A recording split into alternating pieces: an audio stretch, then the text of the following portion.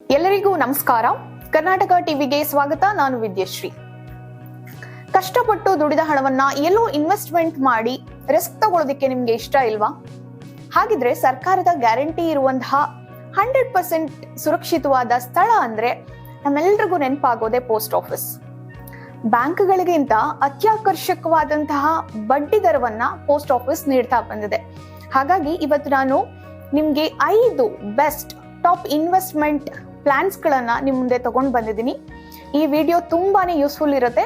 ವಿಡಿಯೋನ ಕೊನೆ ತನಕ ನೋಡಿ. ಪೋಸ್ಟ್ ಆಫೀಸ್ ನಲ್ಲಿರುವಂತಹ 5 ಟಾಪ್ ಬೆಸ್ಟ್ ಇನ್ವೆಸ್ಟ್ಮೆಂಟ್ ಪ್ಲಾನ್ ಗಳಲ್ಲಿ ಒಂದಾಗಿರುವಂತದ್ದು ಮೊದಲನೇದು ಸುಕನ್ಯಾ ಸಮೃದ್ಧಿ ಯೋಜನೆ. ಈ ಯೋಜನೆ ಬಗ್ಗೆ ಹೇಳೋದಾದ್ರೆ, ಯಾವ ಮನೆಯಲ್ಲಿ ಹೆಣ್ಣು ಮಕ್ಕಳಿದ್ದಾರೆ ಅವರ ವಿದ್ಯಾಭ್ಯಾಸ ಮತ್ತೆ ಮದುವೆ ಖರ್ಚಿಗೋಸ್ಕರ ದೇಶದಲ್ಲಿ ಇರುವಂತಹ ಒಂದು ಅತ್ಯುತ್ತಮವಾದ ಯೋಜನೆ ಅಂದ್ರೆ ತಪ್ಪಾಗ್ಲಾರದು.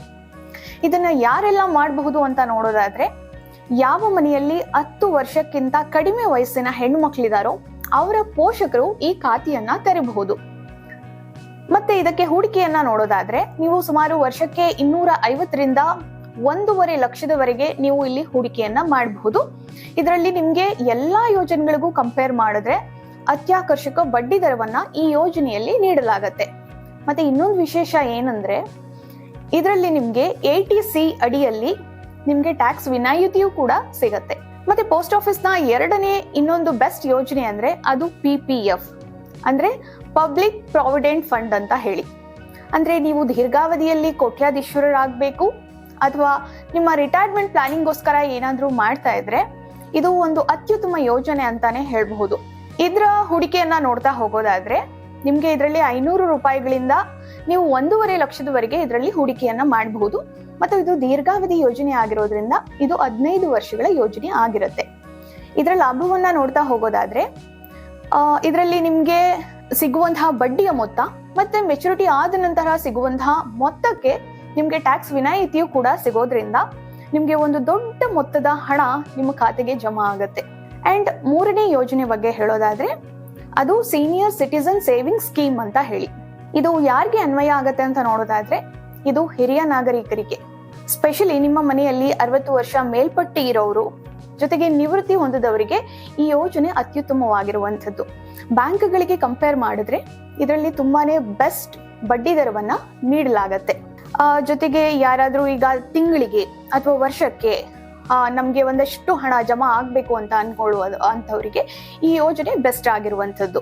ಜೊತೆಗೆ ಇದರಲ್ಲಿ ನೀವು 30 ಲಕ್ಷದವರೆಗೆ ಹೂಡಿಕೆಯನ್ನ ಕೂಡ ಮಾಡಬಹುದು. ಇದರಲ್ಲಿ ನಿಮ್ಗೆ ಪ್ರತಿ 3 ತಿಂಗಳಿಗೊಮ್ಮೆ ಏನ್ ಬಡ್ಡಿ ದರ ಇದೆ ಅದು ನಿಮ್ಮ ಖಾತೆಗೆ ಜಮಾ ಆಗ್ತಾ ಹೋಗುತ್ತೆ. ಇನ್ನ ಪೋಸ್ಟ್ ಆಫೀಸ್ ನ 4ನೇ ಬೆಸ್ಟ್ ಯೋಜನೆ ಅಂದ್ರೆ ಅದು ಮಂತ್ಲಿ ಸೇವಿಂಗ್ ಸ್ಕೀಮ್ ಅಂತ ಹೇಳಿ. ಅಂದ್ರೆ ನನ್ನ ಹತ್ರ ಒಂದಷ್ಟು ಹಣ ಇದೆ, ಆದ್ರೆ ನಾನು ಅದನ್ನ ಎಲ್ಲಾದ್ರೂ ಇನ್ವೆಸ್ಟ್ಮೆಂಟ್ ಮಾಡಿ ಅದರಿಂದ ನನಗೆ ಪ್ರತಿ ತಿಂಗಳು ಒಂದಿಷ್ಟು ಅಮೌಂಟ್ ಸಂಬಳದ ರೀತಿಯಲ್ಲಿ ಸಿಗ್ಬೇಕು ಅಂತ ಅನ್ಕೊಳ್ಳೋರು ಇರ್ತಾರೆ.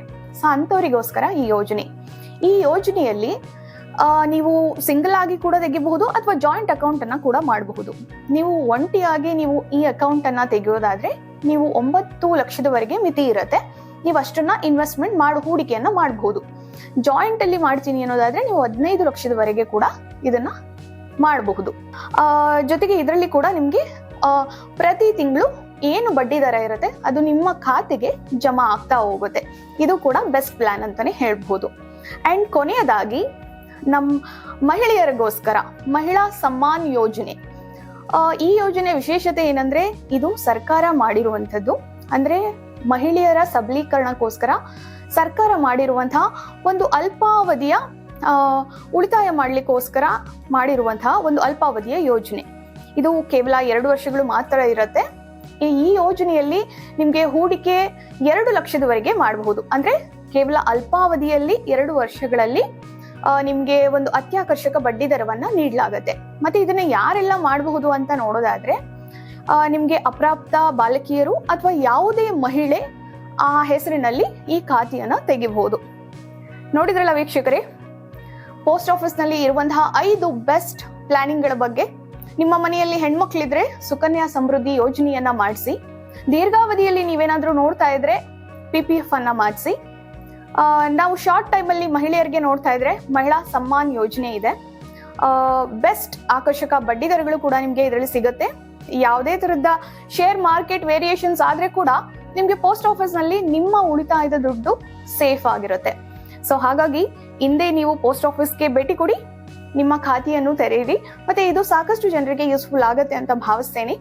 ಈ ವಿಡಿಯೋ ಯೂಸ್ಫುಲ್ ಆಗಿದೆ ಅಂತ ಅನ್ಸಿದ್ರೆ ಈ ವಿಡಿಯೋವನ್ನ ಲೈಕ್ ಮಾಡಿ, ಮತ್ತೆ ನಿಮ್ಮ ಎಲ್ಲ ವಾಟ್ಸಪ್ ಗ್ರೂಪ್ಗಳಲ್ಲಿ ಈ ವಿಡಿಯೋನ ಶೇರ್ ಮಾಡಿ. ಜೊತೆಗೆ ಕರ್ನಾಟಕ ಟಿವಿಗೆ ಇನ್ನು ನೀವು ಸಬ್ಸ್ಕ್ರೈಬ್ ಮಾಡಿಲ್ಲ ಅಂದ್ರೆ ದಯವಿಟ್ಟು ಸಬ್ಸ್ಕ್ರೈಬ್ ಮಾಡಿ. ಮತ್ತೆ ಒಂದು ವಿಶೇಷವಾದಂತಹ ಒಂದು ಯೂಸ್ಫುಲ್ ಕಂಟೆಂಟ್ ಜೊತೆಗೆ ನಾನು ನಿಮ್ಗೆ ಮತ್ತೆ ಸಿಗ್ತೀನಿ. ನಮಸ್ಕಾರ.